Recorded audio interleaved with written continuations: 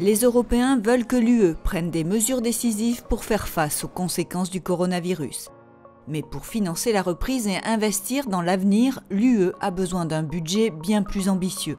Selon les députés européens, un tel budget serait possible grâce à de nouvelles ressources propres à l'UE, en imposant de faibles taxes sur les déchets plastiques, par exemple.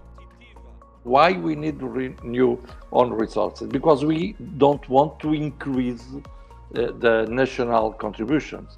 We don't want to burden the taxpayers. L'économie de l'UE est en forte récession.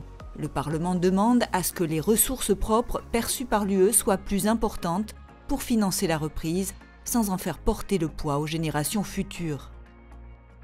L'idée, c'est surtout de ne pas faire payer les citoyens européens, mais de faire payer ceux qui ne contribuent pas à la hauteur, ceux qui n'assument pas leur juste part d'impôt.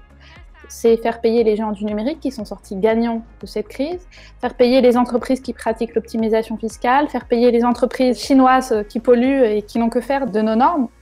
Les députés ont proposé plusieurs solutions pour augmenter les recettes sans que cela ne pèse sur les citoyens ordinaires. L'impôt sur les sociétés, l'impôt sur les services numériques tels que Facebook ou Google et la taxe sur les transactions financières. Dans le contexte du pacte vert, le Parlement propose également des ressources propres pour lutter contre le changement climatique.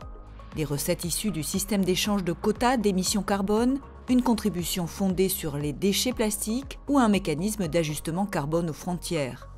Pour agir contre le changement climatique, investir dans les jeunes générations et financer la reprise, l'UE doit être plus autonome. Le Parlement ne soutiendra pas le prochain budget à long terme s'il n'inclut pas une réforme des sources de recettes.